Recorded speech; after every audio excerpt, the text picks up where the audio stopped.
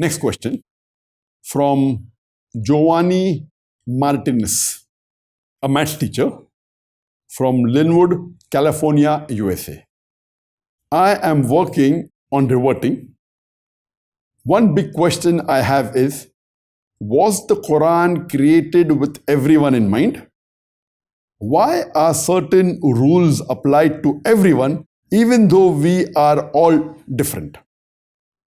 For example, drinking alcohol. I know it is bad because people get violent or can crash a car, but what if a person doesn't act violent and knows how to control and not to be drunk? Are those people allowed to drink moderately? It's a very important question asked, that is the Quran meant for everyone? Is it a book for the whole of humanity? And if so, then why are the rules the same?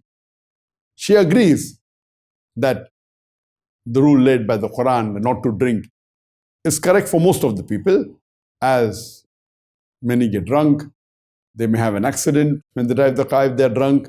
But there are people who can drink and not get drunk. There are people who, after drinking, they can drive the car and not have a crash or an accident. So the question is the Quran meant for everyone? And if so, then why is the rule of prohibition of alcohol for everyone? As far as the Quran is concerned, the Quran is not only for the Muslims or for the Arabs, it is meant for the whole of humanity. Allah says in the Quran, in Surah Ibrahim, chapter number 14, verse number 52, that this is a book for humankind. Let them take warning therefrom. Let them know there is one God. Allah says in the Quran in Surah Baqarah, chapter number 2, verse number 185, Ramadan is the month in which the Quran was revealed as a guidance for humanity, as a criteria to judge right from wrong. Allah says in the Quran in Surah Zumar, chapter number 39, verse number 41, that Quran is the book for the whole of humanity. The Quran says in Surah Ibrahim, chapter number 14, verse number 1, that Quran is the book revealed for the whole of humanity, so that it may lead people from darkness to light. So the Quran is not meant only for the Muslims or the Arabs. The Quran is meant for the whole of humanity. Her basic question is that if the Quran is meant for the whole of humanity, then why are the laws same for all human beings? And the example given was the prohibition of alcohol. As far as the Quran is concerned, Quran does not prohibit everything for everyone. Certain things which are detrimental and harmful for most of the human beings, Allah has made haram. For example, alcohol. Drinking alcohol is haram for everyone. Zina, adultery, fornication, haram for everyone. But certain things which are harmful for some and not to majority, the prohibition is limited. Allah says in the Quran in Surah Baqarah chapter 2, verse number 168, that, Ya ayyuhan nas, O humankind, eat of that which is lawful and good. That means Allah is telling in the Quran to the whole of humanity, eat what is lawful. Lawful means permitted generally to all the human beings. What is unlawful, don't have it. What is prohibited, don't have it. What is prohibited? Alcohol is prohibited. Having poisonous thing is prohibited. Gambling is prohibited. Zina, adultery, fornication is prohibited. It says, have the food which is lawful and good. So amongst the food which are unlawful are prohibited. Now we come to know that certain food may be good for some people or may be good for majority, but may not be good for certain people. For example, sugar is good for energy. It is good for a normal human being. But if a person has diabetes, then sugar is not good for you. So having sugar in excessive level, if you have excessive diabetes, a high category of diabetes, according to Islam, you should not have sugar. But for other people, it is good. So you can have sugar. So general ruling is what is bad for the majority of the human beings becomes prohibited. Coming to your question, that alcohol Many people get drunk, but some people don't get drunk. Many people, when they drive the car, when they are drunk, they can do an accident. Some people don't. So what if I know that I can drink alcohol and drive the car and know I will not have an accident? So why should alcohol be prohibited for me? Your question is exactly similar to a person. A villager comes to a city and he sees the traffic signals, the red, the green, and if red means you have to stop, green you have to go. Then he sees the signal and he asks the question that why is the person who breaks the signal fined? When the person who comes at the traffic signal, he sees the red sign. A person can see very well that no car is coming from the right, no car is coming from the left, no car is coming from the front, and he breaks the signal. Then why does the policeman give him a fine? The reason is that if it's a red signal, means that there are other cars permitted to go either from the left direction or from the right direction or from the front. You should stop. Even though you can see that there's no car coming, you cannot say that I know that if I break the signal, I will not do an accident. And you may be correct. But you have to follow the rule of the country, because to let the traffic flow smoothly, there has to be a rule and regulation. Even though you know very well that there's no car coming from the front, and if there's a red signal that you cannot go straight, and yet you go straight, if the police sees you, or if the camera snaps you, there will be a fine for you. Logically thinking, the accident didn't take place. So why should the police fine you? Why should the camera click the photograph of your car and give you a fine later? Logically, with a limited logic, a person coming from the village will think it is absurd. But the person who lives in the city and who is intelligent will know this is the rule of the law. When you have a rule, what you do to prevent traffic, you have a signal. When you are preventing the accidents to take place, most of the time, it will be good for you. Sometimes, you may waste a few minutes because the signal is showing red color. Even though there are no cars, but this is the system. Though if you go straight or you go on the right, there will not be an accident, but you have to follow the rule for the uniformity. You cannot say that I am sure that there is no car in the front and there will not be an accident. And the police is also sure. But this is the rule, that normally when the other cars are permitted to go, there may be a car coming fast from the left which you may not see. And there may be an accident, the chances may be less. This is the rule. So similarly, Allah subhanahu wa ta'ala is our creator. He knows what things are good or bad for the human beings. He is our creator. He is more knowledgeable than the best of doctors in the world. As a general rule, when you have intoxicants, alcohol, whiskey, rum, what happens? In the human being, there is an inhibitory center which prevents you from doing things which are wrong. For example, if you want to go for the call of nature, your inhibitory center will tell you, don't do it here. Go to the washroom and go for the call of nature there. Now, when you're intoxicated, this inhibitory center is inhibited. So, you may do the call of nature in your clothes in front of everyone. The inhibitory center tells you that these are your elders, you have to respect them.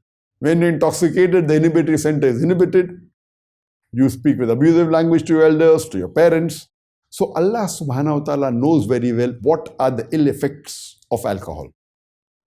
And there are a list of diseases that can take place. Cirrhosis of liver, esophagus, cancer, cancer of the stomach, and the list is long. You can refer to my talk on dietary laws in Islam, where I've described in details all the diseases that can take place. And according to the World Health Organization, every year, about 3 million people die only because of intoxicants. And you know very well, all the human beings don't have intoxicants. More than 25% of the human population are Muslims. And almost all the Muslims don't have alcohol. There may be a few small percentage. But as a whole, we are the largest community of teetotalers that don't touch alcohol. So though maybe less than 50% of the people may be having alcohol, but the number of deaths every year are more than 3 million. How do you know that when you have alcohol, you will not get intoxicated? Every alcoholic that you meet, Initially, he started drinking as a social drinker. No alcoholic said that he will become an alcoholic, and he started drinking. All the alcoholics, when they start drinking as social drinkers, and most of them end up being alcoholics. How do you know whether you will get a disease or not? But the statistics, they tell us that majority of the people who have intoxicants, they have various diseases. And Allah is the creator. That's the reason, even if you say that I will have one peg and I will not get intoxicated, so why should alcohol be prohibited for me? What guarantee can you give that you will have only one peg? It's an addiction. Possible you have a lot of self-control. Many a time you can. But even if you get intoxicated once in a lifetime, and in that state of intoxication, if you commit incest means having sexual relationship with your close blood relations, mother and son, father and daughter, brother and sister, can you forgive yourself? And today, the statistics tell us that majority of the people who do incest, most of them, they are in a state of intoxication. So, when Allah subhanahu wa ta'ala knows that those things which are more loss, as Allah says in the Qur'an, the first verse on intoxicants to be revealed in the Qur'an wasn't prohibiting intoxicants.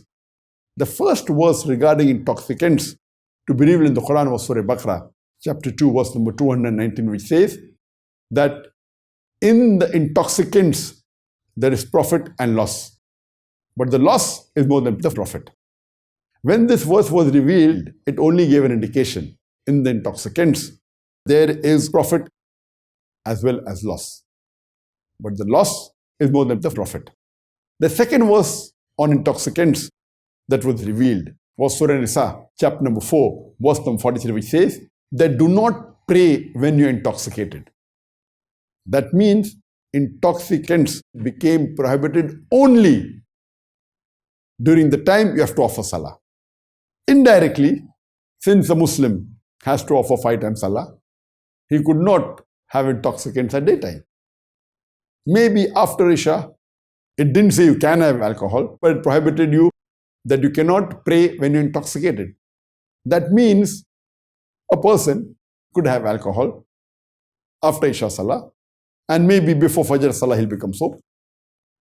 It's not saying you can have, but says during prayer you cannot come intoxicated. And the final prohibition came in Surah Ma'idah, chapter number 5, verse number 90. Ya ayyuhalladhina amanu, O you believe, innamal khamru wal maisuru, most certainly intoxicants and gambling, wal ansabu wal azlamu, dedication of stones, divination of arrows, rijsum min amali shaitan. These are Satan's handiwork. Fashtanibu la'allakum tuflihun. Abstain from this handiwork that may prosper. So here, when Surah Ma'idah chapter 5 verse number 90 was revealed, then the final ban on intoxicants came. Before that, it only gave indication that in it is loss and profit, loss is more than profit. Then came the indication, do not pray when you're intoxicated. And final ban came that it is totally prohibited. And once this verse of the Quran was revealed, barrels of alcohol were thrown on the streets of Medina, never to be filled again. And today, the world knows very well the ill effects of alcohol. Yet, it's permitted. Why? More than a century ago, in USA, they had planned to ban alcohol. And they had banned it for several years. But unfortunately, there was bootlegging. The government was going to collapse. They had to again get it back. Which medical doctor in his true sense would ever agree that intoxicants, alcohol, whiskey, these are good for health? It's not. It has the kick. That's it. So Allah subhanahu wa ta'ala, who's the creator, who knows what is good and bad for the human beings, He has set this rule. So because the Quran is for whole humankind, that's the reason alcohol is banned for everyone. If the Quran wasn't meant for whole of humanity, it would have said, okay, this type of person who has very good willpower and this type of person who can abstain, okay, can have intoxicants. No. The Quran is for whole of humankind. It's a test. So because the Quran is for whole of humankind, there's the general rule. That's the reason when you're driving a car in the city, if the traffic light says red, even if there is a car in front of you or not, you have to stop. You cannot say there's no car in the front of me, so why can't I break the signal? If you break the signal, you'll be fined. Similarly, whether you're intoxicated or not, because intoxicants are bad for health, Allah has prohibited you. If you drink it even once, you'll be punished. The same rule as for traffic signals and the rule for all the citizens are the same. Similarly, the Qur'an is meant for the whole of humanity, and Allah has made this rule common for all the human beings. Hope that answers the question.